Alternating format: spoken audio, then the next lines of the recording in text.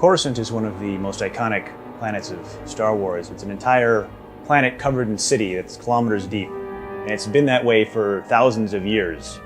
So it's got a lot of history, and it has a massive amount of infrastructure, and just millions and millions of people live here and go about their daily lives. When we think about Coruscant, we think about it as metropolis, like the ultimate city.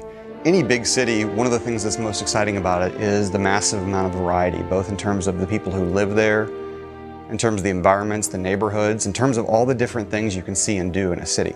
So it was really important to us in developing Coruscant. Like, this isn't just a city, it's a city world. And that's why we had to create just a massiveness and a depth and a vastness that you would almost get there and be astounded and feel small the first time you walked into Coruscant. In designing Star Wars worlds, you always start with something true to life, and you change it just a bit. Now, the difference between Coruscant is, like, you're not changing it just a bit, you're changing it a lot. You're going the distance both directions. Whereas you might have, 50 stories on a building. What would that building look like if it was 1,000 stories? What would the Senate look like 3,000 years prior to the prequels? So there is a little bit of pulling elements from the movies, a little bit of pulling elements from the artistic ideas that some of the other artists have had. But then taking those elements and marrying them into stuff that exists in real life and stuff that has been already established in the KOTOR franchise. Some of the first major differences with Coruscant over any other planet, the obvious ones are there's absolutely no terrain on this planet. Zero.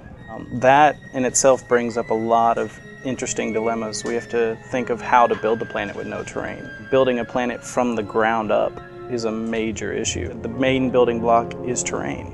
How do we build it without that? What we did is basically go through iteration after iteration after iteration just to build the space. The scale of Coruscant is massive. A lot of games have cities and a lot of games have huge areas, but no game has done this combination of the two, a huge city area, like to the degree that we have. In designing Coruscant, there was a little bit of story involvement in that the Sith have recently returned from deep space and have sacked Coruscant. And there are pockets of the city that are still in distress, that are still broken and in shambles, which really, really lends itself to the story of our game and how much turmoil the galaxy is actually in.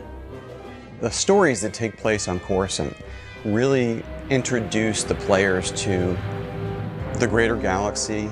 They introduce the player to the role of the Jedi in the greater galaxy, the role of the Republic in the greater galaxy, the state of the Republic in the greater galaxy.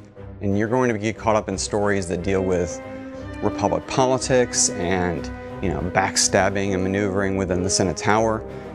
You might be at the top of the planet where it's seeing the skyline, it's very pretty, you see sunset. As you travel further below the city, you might go down to the first level down, and it's a little bit dirtier. There's going to be a little bit more everyday travel. The next step might be to where you're ending up in a mob-ruled area where potentially this planet at one point was bombed. We all know that.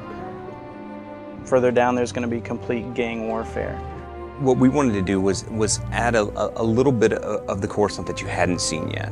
What powers these huge buildings, these buildings that stretch, kilometers into the sky? Where's the electrical system? Where's the plumbing? Where's the sewages? The sewage systems. Those kinds of things you've never seen.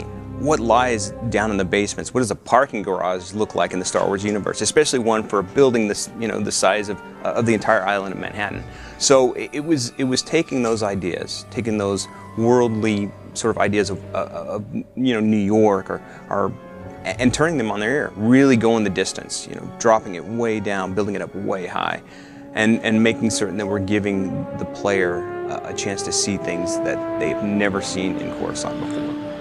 Coruscant is the symbol of all the hope for democracy and civilization in the galaxy. And even though it's got its flaws and it's not perfect in a lot of ways, it's also got its beauty and its integrity in some ways. And there's people there who are trying to live a good life and do the right thing and want to see the galaxy be a safe and peaceful and happy place. So we really took a lot of care to make sure that players get to experience some of that, of course, and get to experience what it is that makes the Republic special, makes it worth fighting for, makes it worth dying for.